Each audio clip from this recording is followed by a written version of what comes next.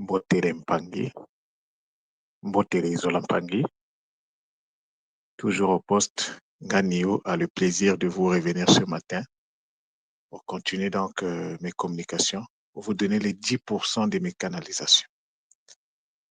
Donc, c'est aussi l'occasion pour moi de dire Matondo à la source divine unique, Maman Wandombi, à travers toutes ces dimensionisations, en l'occurrence, Tuchidetia, Maman Mayangi, et je n'ai pas oublié Mfumumamba, parce que ces trois consciences apportent beaucoup dans le Kissalo que je suis en train de faire en relation avec le Kikongo, qui rentre dans le cadre de l'ancrage des Bantu Diamona. Alors,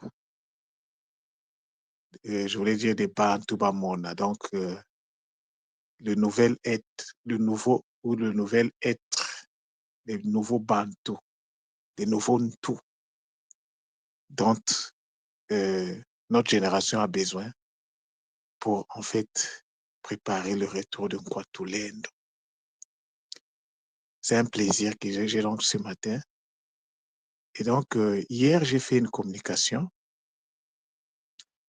pour vous dire qu'on avait un problème avec les mots Kikongo. Et la communication portait sur la puissance de la vocalisation sacrée.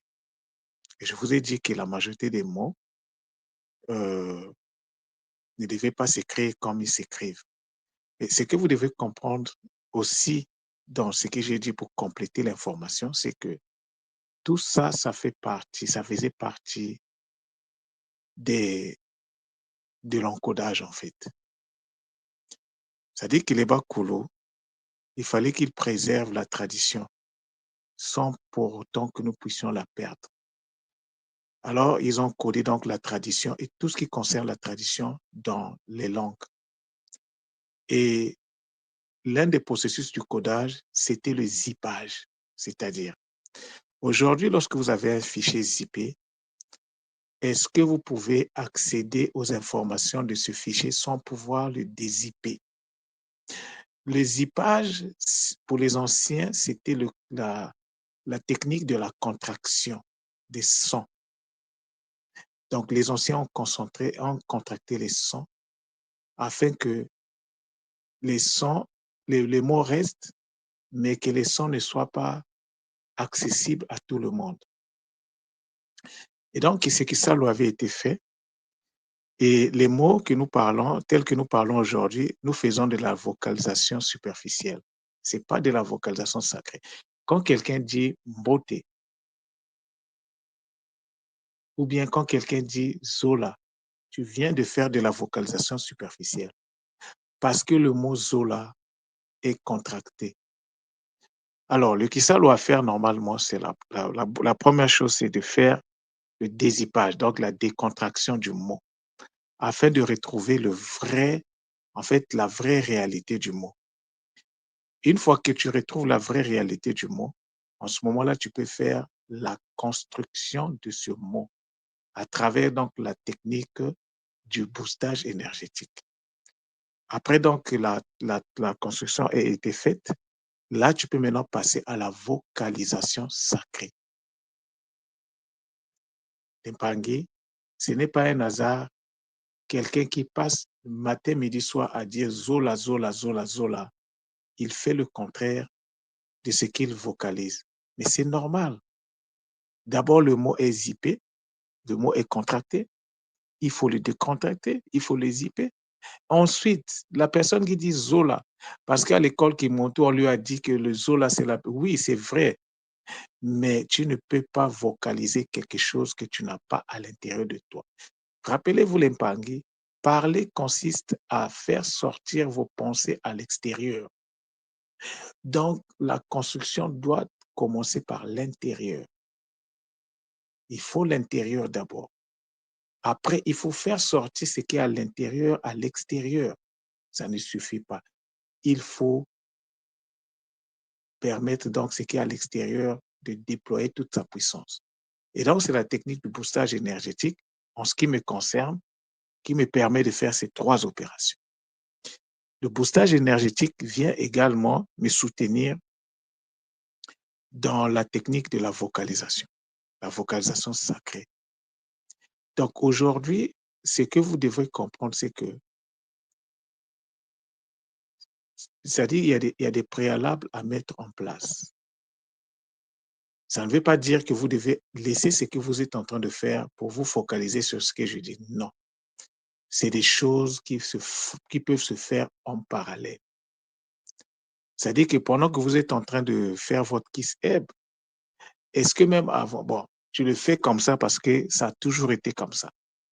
Normalement, le centre Nongo vous informe que on ne devait pas se précipiter à faire les choses de cette façon.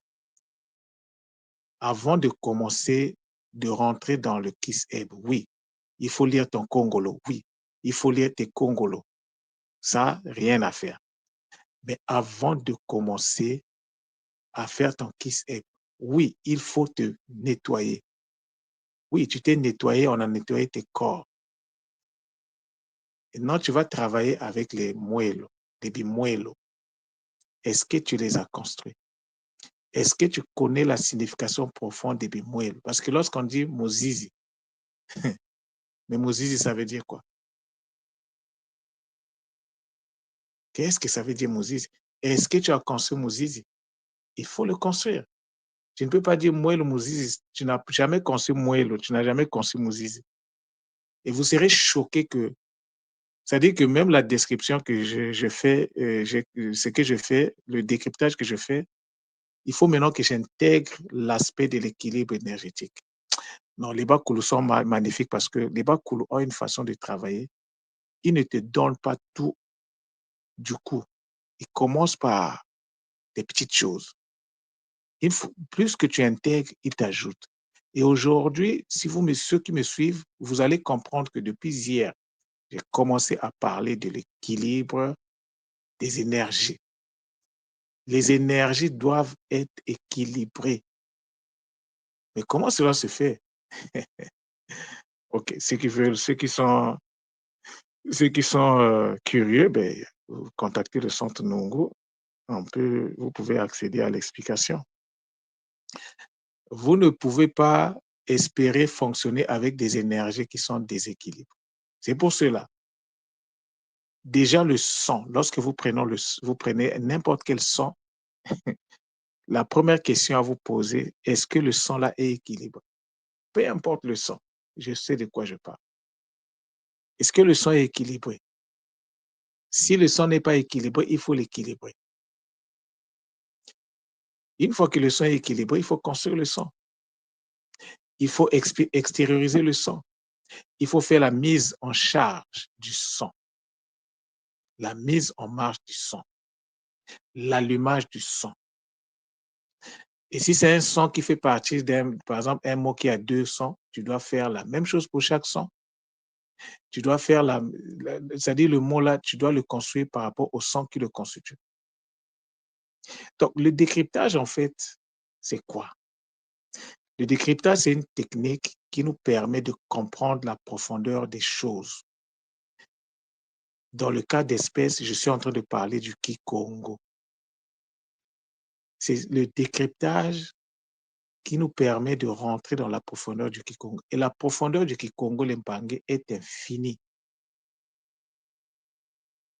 Elle est infinie. Je le vis, je le vois dans le Kisal que je fais tous les jours. Chaque jour, les Bakoulou m'apportent et donnent un peu plus. À mesure que j'intègre, ils m'ajoutent, ils m'ajoutent, ils m'ajoutent. Et je suis sûr et certain que ça n'a pas de fin. Parce que ce que je viens de découvrir sur l'équilibre des sons, moi-même, je n'avais jamais parlé. Oui, j'avais déjà commencé à faire un travail préliminaire, je me rappelle, lorsque j'ai travaillé le mot Wassa. Le mot Wassa m'a permis de comprendre beaucoup de choses. Wassa m'a permis de comprendre l'équilibre en fait, l'équilibre. Qu'est-ce qui apporte l'équilibre des énergies? Et vous serez surpris que c'est ce qu'on nous enseigne à l'école. Et moi, j'arrive à voir ça à travers les mots. C'est juste vous dire que le Kikongo, Non, ce n'est pas une langue. De toute façon, ça n'a jamais été une langue. C'est une enveloppe. C'est une enveloppe dans laquelle on trouve... En fait, le Kikongo n'est pas loin du Dikenga. C'est comme une variante du Dikenga. Et vous serez surpris. Parce qu'avec les informations que j'ai actuellement sur le Dikenga, mais l'Impangi, vous n'avez aucune idée. Même le mot là n'est pas bien. Et le mot là est zippé en fait. Il faut le dézipper. Je suis tombé sur des mots qu'on dit aujourd'hui, des mots arabes. Non, ce ne sont pas des mots arabes. Ce sont des mots qui sont dans le Kikongo. Mais comme ça avait été zippé, c'est magnifique. J'ai les larmes aux yeux pendant que je vous parle parce que c'est magnifique lorsque les Bakulu te montrent les choses. C'est magnifique. Alors moi, je suis au centre. Je suis au centre des activités de tout ce que nous allons faire en tant qu'Impangue de l'école. Au centre, pourquoi? Parce que le centre Nongo, je dis bien centre Nongo, ça pouvait être juste Nongo, mais centre Nongo.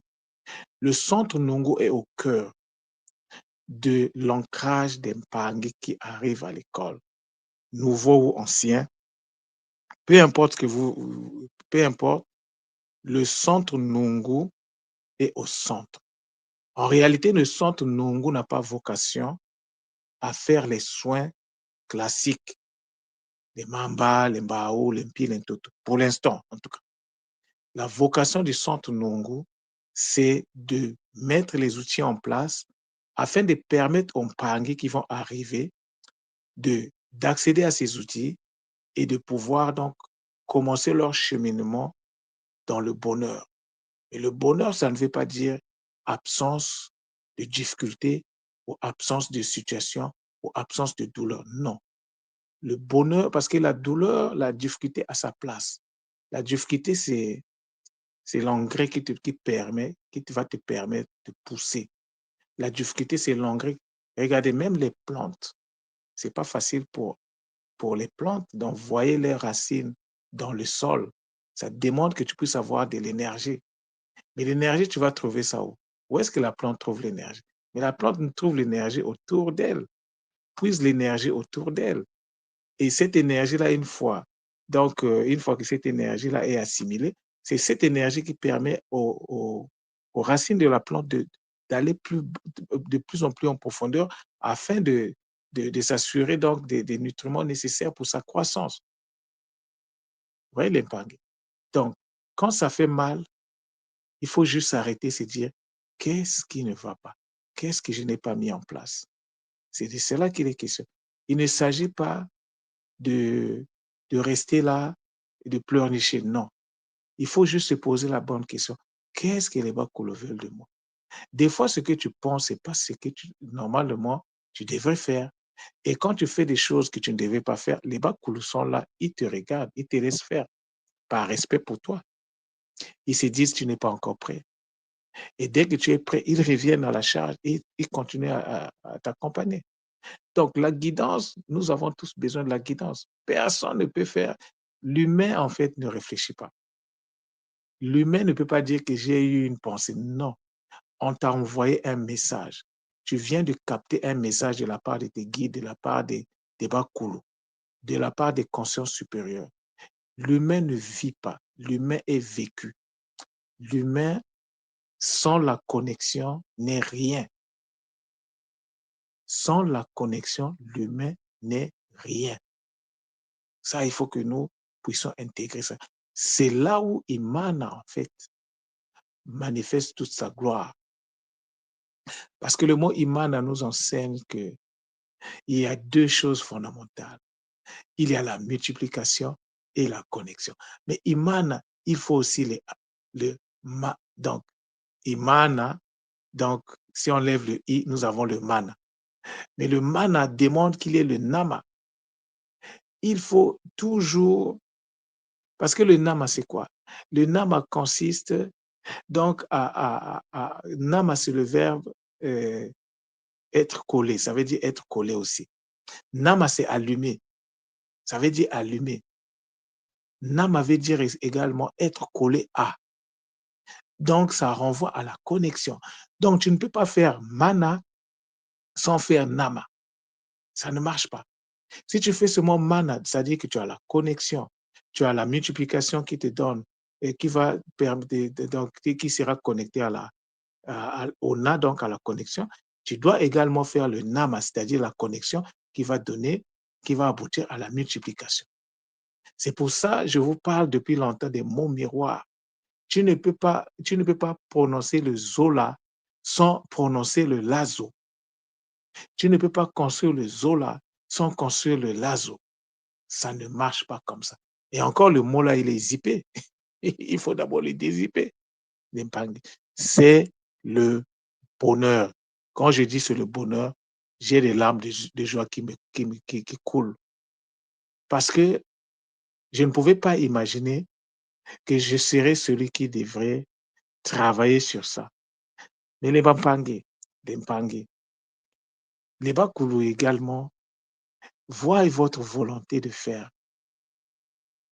C'est par rapport à la volonté que vous manifestez qu'ils vont vous donner ce que vous voulez. Moi, j'avais manifesté la volonté du Kikongo dès le début.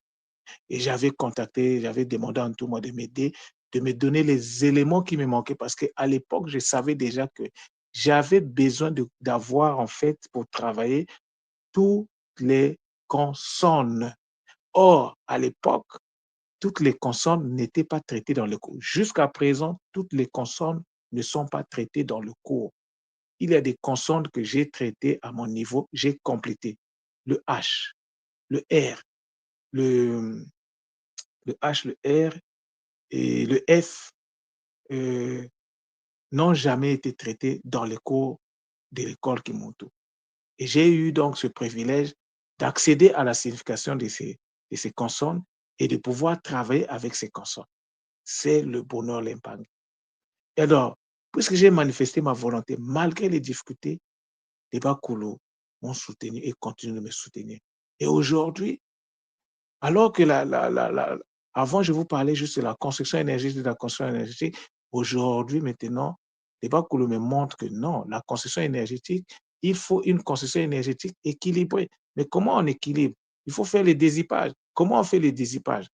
Ah, c'est là où ceux qui sont curieux, ben, vous contactez le centre Nungo. Au cas contraire, la vie est belle. La vie est belle, mais sachez-le que nous sommes nous-mêmes les propres boulangers de nos vies. C'est nous-mêmes qui nous construisons. Donc, ceux qui veulent se construire, vous êtes les bienvenus. Le centre Nungo est là pour vous. Pour l'instant, c'est le Kisalo que je suis en train de faire. Mais le centre Nungo est aussi dédié à la prise en charge, je vous l'ai toujours dit, des familles qui ont des enfants autistes. Et tout cela, ça rentre dans le cadre de l'équilibre du cerveau. Parce qu'un enfant autiste, c'est un enfant qui a un problème de déséquilibre au niveau du cerveau. Et donc, le centre Nungu a été mandaté. Ça, l'information ne vient pas de moi. L'information m'est venue d'un autre Mpangue. Je peux vous dire son nom. Il s'agit de Mpangue Raphaël qui est en Martinique. C'est lui qui m'a envoyé l'information sur ce que je dois faire avec le centre Nungu. Il y a des informations que je reçois qui me viennent de lui. Ce n'est pas par hasard que nous travaillons ensemble avec Mpangue Raphaël de la Martinique. C'est pour ça, hier, je vous disais, attention les Mpangue, vous qui êtes en Martinique, vous avez en fait avec vous quelqu'un qui a une expertise. Mais qu'est-ce que vous en faites? Vous ne vous intéressez pas. Mais non, les Mpangue, on doit s'intéresser à tout. Parce que chacun à l'école n'est pas là par hasard. Chacun est là pour apporter un plus. Chacun est là pour une raison. Donc, pour l'instant, le centre Nungu est focalisé sur le Kikongo. Mais je vous ai dit que le Kikongo va finir. Quand je dis finir, c'est-à-dire qu'il y aura un autre départ, mais je n'aurai plus le temps de revenir sur le décryptage. Je vais finir en septembre. C'est pour ça que les Bakoulous sont en train d'accélérer le travail. En septembre, moi, j'ai fini. Je passe à autre chose. Et si quelqu'un m'appelle pour les cours je n'ai plus le temps.